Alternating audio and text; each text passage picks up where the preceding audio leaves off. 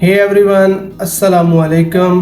मैं हूं मुज़म्मिल हुसैन और आपको एक और वीडियो में खुशामदीद। आज की वीडियो थोड़ी सी रूटीन से हटकर होगी क्योंकि ये एक स्टोरी टाइम टाइप वीडियो होगी। मतलब मैं अपना एक रीसेंट एक्सपीरियंस जो है वो आप लोगों के साथ शेयर करूँगा। इस वीडियो का हरगिज़ मकसद ये नहीं होगा कि मैं किसी पॉलिटिकल पार्टी को या किसी पॉलिटिकल एंटिटी को, किसी पॉलिटिकल पर्सन को या व्हाट्सएवर किसी को भी मैं यहाँ पर कोई उनकी बड़ाई बयान करूँगा या मैं उनकी लेग पुलिंग करूँगा या मैं किसी पॉलिटिकली जो लोग एक्टिव हैं उनको यहाँ पर कोई डिस्कस करूँगा, उनकी कोई काम को, या इस तरह का बिल्कुल भी नहीं होगा। जस्ट एक ऐसे शख्स हैं जो कि हैं तो पॉलिटिकली एक पार्टी के अहदेदार हैं, बहुत बड़ी एक अहदे पर भी अभी रिसेंटली वो रहे हैं और उनका एक बहुत बड़ा नाम है पंजाब के हवाले से ख़ास तौर पर। तो उनको उनकी जो काविशें हैं, उन्होंने जो काम किए और उन कामों की वजह से आप ये कह लें कि जो लोग मुस्तफ़ीद हो रहे हैं, जिनको फ़ायदा हो रहा है, उस चीज़ को यहाँ पर डिस्कस करना मकसूद होगा। इसके अलावा ऐसी कोई भी चीज़ मैं यहाँ पर नहीं करूँगा या किसी भी पॉलिटिकल पार्टी को यहाँ पर डिस्कस नहीं करूँगा। सीन कुछ इस तरीके का बना, थोड़ा मैं आपको पहले उसका जो है ना वो स्टार्टअप दे देता हूँ ताकि उसको समझने में, उसको लेकर चलने में थोड़ा जो है वो इजी रहे। सीन कुछ इस तरह से है कि ये मेरा अपना खुद का पर्सनल जो है वो एक्सपीरियंस है। वालिद साहब को आज से कुछ 5-6 दिन पहले अचानक जो है वो उनकी तबीयत थोड़ी नासाज हो गई। सुबह वो प्रॉपर उठे हैं, उन्होंने नमाज़ पढ़ी है और एज़ रूटीन जैसे पहले चलता आ रहा है सेम वैसे था। कोई इस तरह की मेडिकल हिस्ट्री भी नहीं थी, कोई इलनेस नहीं है, कोई अल्हम्दुलिल्लाह पहले से कोई मसला नहीं है। He is quite fit. वो आलमोस्ट अब 60 ईयर्स उनकी एज होने वाली है। तो I am half than him. मैं अभी 33 में हूँ और he is quite fitter than me. मेरे से ज़्यादा बेहतर वो परफॉर्म मतलब अपनी ड्यूटीज़ करते हैं, अपना काम रूटीन का जो है वो मेरे से बेहतर करते हैं। फिज़िकली मेंटली वो मेरे से ज़्यादा स्ट्रॉन्ग है अल्हम्दुलिल्लाह। तो इस तरह की कोई इलनेस या मेडिकल हिस्ट्री बिल्कुल भी नहीं थी। ट्यूसडे मंगल वाले दिन सुबह वो उठे हैं, नॉर्मल उन्होंने नमाज़ पढ़ी है और उसके बाद वो जो कूड़ा उठाने के लिए जो लोग होते हैं वो कुछ 3-4 दिन से नहीं आ रहा था। आई डोंट नो क्या वजह होगी, बट वो बंदा जो है वो नहीं आ रहा। अब घर में थोड़ा ज़रा कूड़ा किरकट जमा हुआ है तो वालदा ने सुबह वाले साहब को कहा कि ये 2-3 दिन से पड़ा हुआ है तो आप ज़रा ना इसे उठा के बाहर घर से बाहर रख दें, ज़रा स्मेली है, बुरा लगता है। तो वाले साहब ने कहा कि बजाय मैं इसको बाहर रख दूं तो घर से थोड़ा कोई हार्डली 500 मीटर होगा, 500 से भी कम ही होगा, एक पॉइंट है जहां पर ये जो वेस्ट वगैरह कूड़ा वगैरह वो डंप करते हैं। तो वहां से फिर ये जो बल्दिया वाले हैं, जो तहसील म्यूनसिपलिटी वाले हैं, वो वहां से उसको जो है वो उठाते हैं और वो अपना ले जाते हैं, वो उसको डंप कर देते हैं जहाँ पर भी उन्होंने पॉइंट बने हुए। अब वाले साहब ने कहा कि बजाय इसको मैं जो घर से उठाऊं और घर के बाहर मैं रख दूं तो मैं उसको वहाँ पे थोड़ा आगे है तो वहाँ मैं उसको छोड़ आता हूँ, फेंक आता हूँ। अब वाले साहब ने उसको उठाया और वहाँ पर वो चले गए हैं। वहाँ पर जाके उन्होंने उसको वेस्ट कर दिया है, रख दिया है। कह रहे हैं कि जैसे ही मैंने उसको फेंका है तो मुझे नहीं पता कि उसके अंदर से कोई स्मेल वगैरह, कोई गैस वगैरह थी, क्योंकि ज़ाहिर है घर में कूड़ा वगैरह, फ्रूट वगैरह के छिलके और बच्चों के पैम्पर वगैरह इस तरह की चीज़ें उसमें है तो वो एक बन जाता है ना, कोई मतलब माहौल ऐसा कोई बना वहाँ पर कि उन्होंने जब उसको उंडेला तो उसमें से कोई गैस बनी है या उस जगह की वजह से, क्योंकि वहाँ पर पहले गंदगी गलाजत जो है वो काफ़ी ज़्यादा, तो उसकी वजह से कोई बना है। तो कह रहे हैं कि मुझे फील हुआ जैसे मुझे चक्कर आ रहे हैं। अब वो कह रहे हैं कि पास एक थड़ी थी जो घर के बाहर जिस तरह वो सीढ़ियाँ होती हैं छोटी रैंप टाइप, उस तरह थी। मैं वहाँ बैठ गया, मैं कोई 5-6 मिनट कहने वहाँ पर बैठा रहा और उसके बाद जब मुझे फ़ील हुआ कि मैं कुछ बेहतर हूँ तो मैंने कहा अभी अब चल घर की तरफ जो है वो जाना चाहिए। तो वो कह रहे हैं कि वहाँ से मैं उठा हूँ और उठ के मैं घर आ गया हूँ। घर आए हैं और वो लेट गए हैं। अब बेड पर वो इस तरीके के लेटे हुए हैं कि एक बंदा नॉर्मल जिस रूटीन में बंदा लेटता है ना, इस तरीके से नहीं, वो फील हो रहा है कि यार कुछ गड़बड़ है थोड़ी सी। अब वालदा ने उन्हें देखा तो उन्होंने कहा कि उन्होंने उनसे मतलब पूछा, बुलाया, लेकिन उन्होंने जवाब नहीं दिया। तो वालदा ने फिर जो है वो मेरा डोर नॉक किया। उन्होंने कहा कि बाहर आओ और अब्बू को देखो क्या मसला है, वो अजीब तरीके से लेटे हो। अब मैं आया हूँ, मैंने उन्हें थोड़ा ज़रा हिलाया, देखा, बात की, लेकिन उन्होंने जवाब नहीं दिया। जब मैंने उनका इस तरीके से जो है वो जिस्म चेक किया तो वो बहुत ज़्यादा ठंडा था, उन्हें पसीना आया हुआ था। तो मैंने फील किया कि मुझे लग रहा है जैसे ना बीपी लो हो गया। मैंने फ़ौरन से उन्हें सहारा दे के थोड़ा सा उठाया, हिलाया, और वो थोड़ा सा कुछ जो है वो कॉन्शियस हुए। तो मैंने उन्हें पानी वगैरह थोड़ा सा पिलाया और उसके बाद मैंने बीपी चेक किया तो बीपी जो है वो उनका बहुत लो था, 109/72 था। अब वाले साहब को कोई भी इस तरह की मेडिकल हिस्ट्री नहीं है, उनको ब्लड प्रेशर अल्हम्दुलिल्लाह नॉर्मल है, शुगर उनकी नॉर्मल होती है, कभी भी इस तरह का कोई भी सीन नहीं बना, लेकिन इस दफ़ा पता नहीं क्या वजह बनी। खैर, मैंने उन्हें थोड़ा जो है वो नमक थोड़ा उन्हें उनकी ज़ुबान पे लगाया, कुछ उन्हें पानी दोबारा पिलाया, थोड़ा बहुत जो है ना वो उन्हें मतलब सेट करने के लिए कोशिश वगैरह की, तो वो कुछ बेहतर हो गए, अपने होश में आ गए और बैठ गए। फिर उन्होंने बताया ये सारा जो मैंने अभी आपको बताया कि मेरे साथ ऐसे हुआ है। फिर मैंने जो है ना उन्होंने कहा कि आप तो उठें, थोड़ा बहुत नाश्ता वगैरह करें ताकि जो है ना वो जिस्म में थोड़ी एनर्जी वगैरह आए। तो उन्होंने कहा कि मेरा कुछ भी खाने को भी फ़िलहाल दिल नहीं, चाय के साथ मैं कुछ जो है वो हल्की फुल्की चीज़ ले लेता हूँ। तो मैंने कहा चलें फिर कोई डबल रोटी वगैरह या इस तरह की चीज़ जो है वो हल्की फुल्की आप चाय के साथ ले लें। उन्होंने चाय के साथ डबल रोटी वगैरह ले ली। अब उसके बाद वो लेट गए हैं, आराम कर रहे हैं। मैं वक्तन फ़वक्तन उनसे पूछता रहा कि क्या है क्या नहीं। मैंने ऑफिस से भी छुट्टी ले ली, लीव ले ली। मैंने कहा यार नहीं जाना नहीं बनता। तो उसके बाद वो ठीक रहे, अपना टीवी वगैरह देखते रहे, फ़ोन यूज़ करते रहे, बैठे रहे। उसके बाद कोई 12 साढ़े 12 के करीब जो है ना वो कुछ 6 से 7 घंटे के बाद उन्होंने फिर मुझे इसी तरीके से कहा कि यार मुझे फिर वैसे ही फील हो रहा है। फिर मैंने ब्लड प्रेशर दोबारा चेक किया तो उस वक्त ब्लड प्रेशर फिर लो था और वो था 102.64। अब मेरे लिए ये चीज़ थोड़ी सी ज़रा हो गई कि यार ये कोई मसला है। मैंने हमारे एक फैमिली डॉक्टर हैं, डॉक्टर रफ़ी, यहाँ खानेवाल में ही होते हैं, अब्बू के बहुत अच्छे दोस्त हैं और बचपन से ही मैं एज ए फैमिली डॉक्टर जो है वो उन्हीं को देखता आ रहा हूँ। मैंने फ़ौरन उन्हें कॉल की, उन्हें बताया कि सर ऐसे ऐसे मसला है। तो उन्होंने मुझे कहा कि बेटा आप इन्हें फौरी जो है वो सिविल हॉस्पिटल में जो DHQ है वहाँ पर ले जाएं और वहाँ पर जो भी ड्यूटी पे डॉक्टर होंगे उनसे मेरी बात करवा दीजिएगा। फ़िलहाल इन्हें जो फर्स्ट एड है, ट्रीटमेंट है वो दें, दैन फिर हम इस पर देखते हैं। अगर मेरा आना हुआ तो मैं भी आ जाऊँगा, अदरवाइज़ आप इन्हें फिर जब थोड़ा स्टेबल हो जाएंगे तो आप इन्हें यहाँ ले आइएगा। मैंने कहा जी ठीक है। मैं उन्हें सिविल हॉस्पिटल में ले आया। यहाँ पर डॉक्टर थे, डॉक्टर नुमान। अब उनसे मैंने बात की, उन्हें थोड़ा सा मैंने ब्रीफ किया कि ये इस तरीके से है। अब्बू खुद माशाल्लाह गाड़ी से उतर के खुद चल के आए हैं और वो कह रहे थे कि मैं पहले से बेहतर फील कर रहा हूँ, इतनी कोई टेंशन लेने की ज़रूरत नहीं है। अब अंदर आए हैं तो डॉक्टर्स को मैंने बताया और मैंने डॉक्टर रफ़ी साहब से जो है वहाँ पर जो डॉक्टर थे उनकी बात भी करवा दी। अब उन्होंने डॉक्टरों ने जो भी वहाँ पे डिस्कस किया उसके बाद उन्होंने मुझे कहा जी कि फ़ौरन ECG करवाएं। मैं वाले साहब को ECG रूम में ले गया। ECG हुई है तो उन्होंने चेक करने के बाद ये मुझे कहा है कि यार थोड़ी सी ECG में गड़बड़ आ रही है, लेकिन हम ट्रीटमेंट इन्हें दे रहे हैं। बेहतर ये है कि आप यहाँ से फ्री होने के बाद फ़ौरन इन्हें मुल्तान कार्डियोलॉजी एक दफ़ा ले जाएँ, क्योंकि हमें फील हो रहा है कि ये एक माइनर हार्ट अटैक था। मैंने कहा जी ठीक है। उन्होंने उन्हें ट्रीटमेंट वगैरह दिया, कुछ ड्रिप थी, कोई 1-2 इंजेक्शन थे जो फर्स्ट एड यहाँ पर अमूमी तौर पर होता है सिविल हॉस्पिटल्स में। तो उन्होंने वो करवाने के बाद हम वाले साहब को ले गए घर। कज़न भी एक आ चुके थे यहाँ पर, मेरे जो ससुर है फादर इन लॉ है वो भी यहाँ पर थे।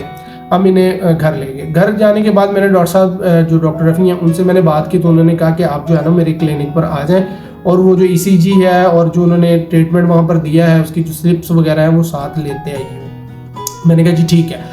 अब हम चलेंगे डॉक्टर साहब के पास। तो अब वहाँ पर सीन ये हुआ कि जैसे ही डॉक्टर साहब ने ECG देखी है तो सेम वर्डिंग यही डॉक्टर साहब की भी थी जो कि सिविल हॉस्पिटल के डॉक्टर ने कहा।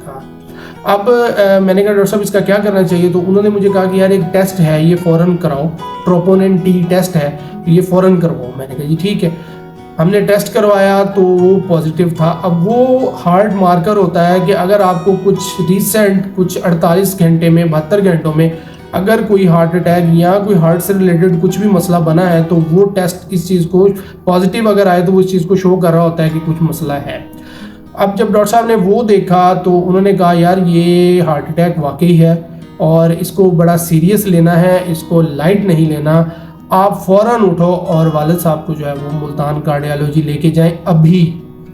अब शाम का टाइम था तो वहाँ पर ज़ाहिर है एक गवर्नमेंट हॉस्पिटल्स में पाकिस्तान में जैसे एक चलती आ रही है चीज़ कि अगर आपका कोई सिफारिश है या आपका कोई बहुत बड़े ओहदेदार आपके साथ है या उन्होंने कोई फ़ोन कर दिया तो आपको फिर जो है वो बड़ा बेहतरीन ट्रीट किया जाता है। अदरवाइज़ वहाँ पर जो हालात होते हैं आप सब इस चीज़ से बड़े अच्छे तरीके से आगाह हैं। अब मेरे लिए भी यही था कि यार इस टाइम अगर हम जाते भी हैं तो क्या वहाँ पर हमें कुछ ट्रीट किया जाएगा, वो लोग हमें इस तरीके से ट्रीट करेंगे या नहीं करेंगे। अब खैर वाले साहब ने कहा कि यार इस टाइम जाना मुनासिब नहीं है, वहाँ मेरे एक स्टूडेंट होते हैं, मैं उनसे रब्ता करता हूँ, फिर हम देखते हैं। वाले साहब ने उनसे रब्ता किया, उन्होंने कहा सर आप आ जाएं, अभी आ जाएं तो बेहतर है, अगर आप अभी नहीं आना चाहते तो then tomorrow morning first time जो है वो आप 7 साढ़े 7 बजे यहाँ मुल्तान होने चाहिए। हमने डिसाइड किया जी ठीक है।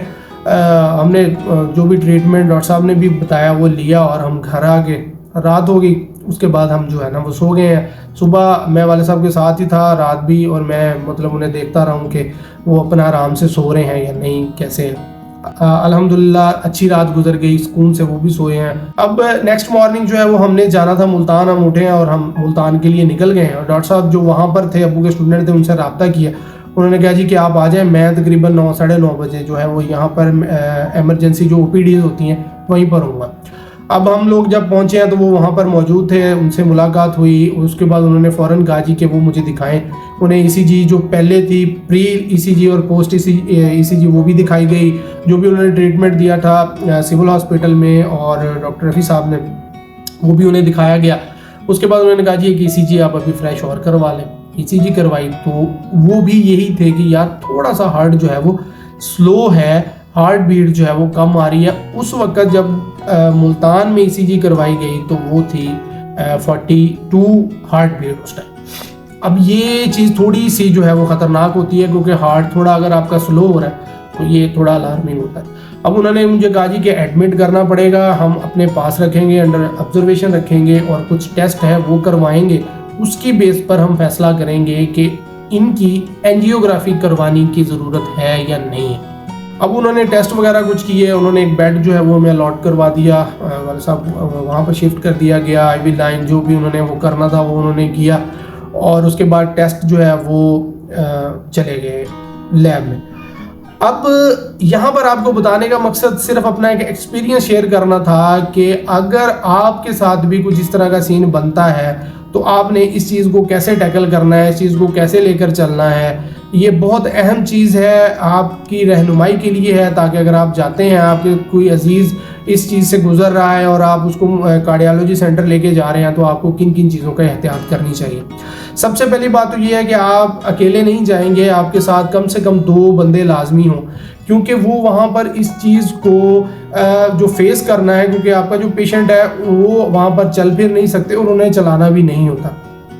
तो 2 पर्सन इसलिए ज़रूरी है क्योंकि एक पर्सन जो है वो आपके पेशेंट के साथ होगा, दूसरा पर्सन जो है वो वहाँ पर भाग दौड़ का जितना भी काम है, क्योंकि डॉक्यूमेंटेशन का वहाँ पर बहुत लंबा चौड़ा एक प्रोसीजर है जो कि उनकी भी मजबूरी है उसको करवाना और फॉलो करना, क्योंकि ऑडिट्स वगैरह और उनके इंटरनल जो भी गवर्नमेंट के मसले मसाइल होते हैं वो उनको वहाँ से गुजरना पड़ता है।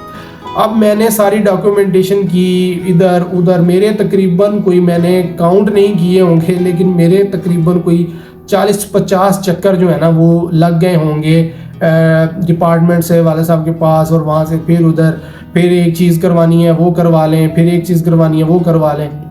खैर ये करवाने के बाद, सारा कुछ होने के बाद टेस्ट की रिपोर्ट आ जाती है और वो कहते हैं कि एंजियोग्राफी करवानी ज़रूरी है।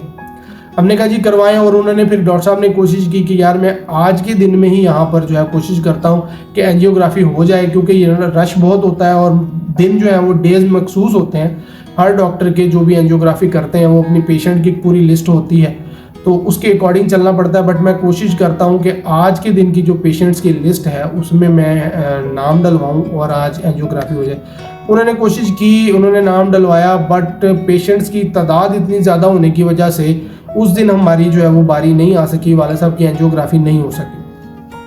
फिर डॉक्टर साहब से मशवरा किया कि अब क्या किया जा सकता है, तो उन्होंने कहा जी कि आप अगर यहाँ रहना चाहते हैं तो 1 से 2 दिन यहाँ रहें, हम कोशिश करेंगे कल या परसों डे आफ्टर टुमारो किसी भी दिन एंजियोग्राफी हो जाए। बट अगर आप अपने आप को बेहतर फील कर रहे हैं, इंटरनली अच्छा महसूस कर रहे हैं पहले की निस्बत, तो आप घर चले जाएं। आपसे रब्ता रहेगा इंशाल्लाह, आप हमसे रब्ता रखिएगा, आपको 2 से 3 दिन में जो है वो यहाँ पर बुलाया जाएगा और दोबारा फिर जो है वो पूरी एडवाइस ली जाएगी और लिस्ट में नाम डलवा कर आपकी एंजियोग्राफी का जो भी दिन होगा वो आपको बता दिया जाएगा। आप उस दिन तशरीफ़ ले आइएगा और आपकी हम एंजियोग्राफी यहाँ पे करवा देंगे। अब हम लोगों ने ये डिसाइड किया कि क्योंकि वहाँ पर रहना और वहाँ पर स्टे करना बहुत ज़रा डिफ़िकल्ट होता है, क्योंकि वहाँ पर लेटने की या इस तरीके की आराम करने की कोई जगह नहीं होती। जो आप पेशेंट के साथ गए होते हैं उनके लिए इस चीज़ को मैनेज करना थोड़ा मुश्किल है, थोड़ा नहीं बल्कि मैं कहूँगा काफ़ी मुश्किल है। क्योंकि मैं देख रहा था कि लोग वहाँ पर जो पेशेंट के साथ आए हुए थे वो बाहर बेचारे कोई नीचे कपड़ा बिछा के, कोई दरी बिछा के, कोई भी जिसके पास आ रहा है, कोई बाहर प्लॉट्स जो हैं वो वहाँ पर लेटा हुआ है, कोई बेंच के ऊपर लेटा हुआ है। तो ये थोड़ा सा ज़रा एक है, बट वो भी क्या करें क्योंकि इतनी ज़्यादा पेशेंट्स हैं, उन सब के साथ जो भी बंदे होंगे वहाँ पर एंटरटेन करना, उनको ठहराना ये पॉसिबल नहीं है। तो खैर हमने डिसाइड किया कि घर जाया जाए। हम लोग घर आ गए। उसके बाद डॉक्टर साहब से रब्ता हुआ तो उन्होंने कहा जी कि आप मंडे को आ जाएं, तो आपकी जो भी दिन बनेगा डॉक्टर साहब से जिन्होंने आपकी एंजियोग्राफी करनी है उनके साथ सिटिंग करके बाकायदा उनकी जो पेशेंट्स की लिस्ट होगी उसमें आपका नाम डलवा के एडवाइस करवा के आपको कर देंगे। अब कल जाना है इंशाअल्लाह रहमान, तो जैसे भी डॉक्टर साहब कहेंगे जो भी दिन बनता है उस दिन इंशाअल्लाह एंजियोग्राफी के लिए जाएंगे। तो आप लोगों से भी ये रिक्वेस्ट है कि दुआ कीजिएगा कि पॉजिटिव आए, कोई इस किस्म का मसला एंजियोग्राफी में किसी किस्म का ना आए। ये जो भी था जैसे भी था गुजर गया, लेकिन अब नेक्स्ट जो है वो इस तरीके की कुछ चीज़ एंजियोग्राफी में ना आए ताकि जो भी रूटीन के मामलात हैं वो उनके पाले साहब के चलते रहें। थोड़ी सी परेशानी की बात थी जो कि अल्हम्दुलिल्लाह गुजर गई है, वो ठीक है अल्हम्दुलिल्लाह, ऐसी कोई फ़िक्र वाली बात नहीं है। बट हम अपनी सेटिस्फेक्शन के लिए एक एंजियोग्राफी करवाना चाहते हैं। अब बात करनी है इस सारे प्रोसीजर में कि मैंने जो चीज़ आपसे डिस्कस करनी थी कि मुल्तान इंस्टीट्यूट ऑफ कार्डियोलॉजी या चौधरी परवेज़ इलाही इंस्टीट्यूट ऑफ कार्डियोलॉजी, यहाँ पर ऐसा क्या है जो बाहर कहीं नहीं हो रहा। तो उसमें ये था कि वहाँ पर जो इक्विपमेंट, वहाँ पर जो प्रोफेशनल डॉक्टर्स, वहाँ पर जो एक इन्वायरमेंट आपको दिया जाता है वो मैंने कहीं और एक्सपीरियंस नहीं किया। मुल्तान में 2 से 3 बहुत बड़े बड़े हॉस्पिटल्स हैं जिनमें मेडिकेयर हॉस्पिटल है, जिनमें सिटी हॉस्पिटल है, उसके बाद आर्मी का जो CMH है वो यहाँ पर है और वो बहुत बड़े और बड़े अच्छे लेवल के हॉस्पिटल्स हैं। बट वहाँ से भी पता करवाया गया है वहाँ पर भी इतनी प्रोफेशनली और इतने अच्छे डॉक्टर्स जो हैं वो वहाँ पर भी अवेलेबल नहीं है। वहाँ के लोगों का भी ये कहना था कि अगर आप एंजियोग्राफी करवाना चाहते हैं तो आप चौधरी परवेज़ इलाही इंस्टीट्यूट ऑफ कार्डियोलॉजी से ही करवाएं। वहाँ पर बेहतर आपको सहूलियात मिलेंगी, बेहतर इक्विपमेंट मिलेगा, बेहतर इन्वायरमेंट मिलेगा। और सबसे बड़ी बात जो मैं करना चाहता हूँ कि उस बंदे ने ये कोशिश 2007 में की थी जब वो वज़ीर आला पंजाब थे, परवेज़ मुशर्रफ साहब का दौर था, तब ये जो है वो मुल्तान इंस्टीट्यूट ऑफ कार्डियोलॉजी उन्होंने बनाया था, उनकी कोशिश थी। उसके बाद गवर्नमेंट्स चेंज हुई, उन्होंने थोड़ा बहुत इसको डिस्टर्ब करने की कोशिश की, ख़ास तौर पर जो 2012 से लेकर 2018 का दौर हुकूमत था नून लीग का। उन्होंने इस दौर हुकूमत में चौधरी परवेज़ इलाही के किए गए जितने भी प्रोजेक्ट्स थे उनमें रेस्क्यू 1112 है, उसके बाद ये जो पेट्रोलिंग पुलिस की चेक पोस्ट बनाई थी जिनमें मैं कहता हूँ जिनकी वजह से क्राइम रेट 80% नीचे आ गया था, क्योंकि ये ऐसी ऐसी जगह पर बनाई गई थी कि जहाँ पर वीराना होता था और लोग वहाँ से गुजरते वक्त भी जो है वो 10 दफ़ा सोचते थे और वहाँ पर उनके साथ वारदात, डकैती की या राजनी की बहुत होती थी। तो इन चौकियों की वजह से वो 80% नीचे आ गई थी। और दूसरा ये हो गया। और तीसरा बड़ा प्रोजेक्ट जो था वो ये मुल्तान इंस्टीट्यूट ऑफ कार्डियोलॉजी वाला था। मैं कहता हूँ कि सर हैट्स ऑफ, मतलब इस काविश पे जो मैं एक्सपीरियंस कर आया हूँ वहाँ पर, इसी वजह से चौधरी परवेज़ इलाही के साथ जो एक मेरा आप कह लें कि कोई पॉलिटिकल एफिलिएशन भी अगर आप इसको जोड़ना चाहते हैं तो मैं उस बंदे का फ़ैन हो गया हूँ जो उस बंदे ने वहाँ पर किया, क्योंकि जो मैं देख आया हूँ वो आपको किसी भी जगह पर और नहीं मिलेगा। तो मैं अपने तौर पर ये चीज़ बोलता हूँ कि बरोज़े महशर अगर चौधरी परवेज़ इलाही अल्लाह ताला की बारगाह में यही तकाजा करें कि या अल्लाह, मैं एक छोटा सा प्रोजेक्ट तेरी मखलूक की खिदमत के लिए बनाया था, जहाँ पर कोई पैसा नहीं लिया जाता, कोई एक्सपेंस आपका नहीं होता, मामूली सी, बिल्कुल मामूली सी चीज़ है, उसके ऊपर आपका जो है वो सारे का सारा ट्रीटमेंट कर दिया जाता है, तो मुझे इसके सदके ही बख्श दे। तो मेरा रब गफूर रहीम दात है, वो चौधरी परवेज़ इलाही को बख्श देगा। जो मैं वहाँ पे मेरे पास वर्डिंग नहीं है, मैं उस तरह अल्फाज शायद नहीं बयान कर पाऊँगा इस वीडियो में, लेकिन यार मतलब आपको जहाँ जैसे उठाया जाता है, पेशेंट का ख्याल रखा जाता है, प्रॉपर वहाँ पर जो इन्वायरमेंट है, जो सफाई थी, फिर वहाँ पर जो अरेंजमेंट्स की गई हैं, जो वहाँ पर सहूलियात प्रोवाइड की गई हैं, जो वहाँ पर टेस्ट हैं, वहाँ पर मतलब ईच एंड एवरीथिंग आपका A to Z जो प्रोसीजर लेके चला जाता है सारे का सारा, वो मतलब अप टू द मार्क, बेहतरीन सहूलियात, बेहतरीन निज़ाम था। तो आप लोगों के साथ शेयर करने का मकसद ये था कि इस तरीके के प्रोजेक्ट जो हैं वो गवर्नमेंट लेवल पर ही सूट करते हैं और गवर्नमेंट लेवल पर ही होते हैं और गवर्नमेंट लेवल पर ही होने चाहिए। जो मगरबी ममालिक हैं वहाँ के बड़े हॉस्पिटल्स में इसी तरीके की सहूलियात जो है वो गवर्नमेंट प्रोवाइड करती है, ना कि प्राइवेट हॉस्पिटल्स में पेशेंट जाए जिसका पहले ही बीमारी की वजह से या इन मुश्किलात की वजह से भुरकस बना पड़ा होता है, और वो जब प्राइवेट हॉस्पिटल्स में जाते हैं तो वो वहाँ पर और ज़्यादा जो है वो परेशानियाँ उठानी पड़ती हैं, एक्सपेंस इतने ज़्यादा खर्चे होते हैं कि आम बंदे की पहुँच से बाहर होते हैं।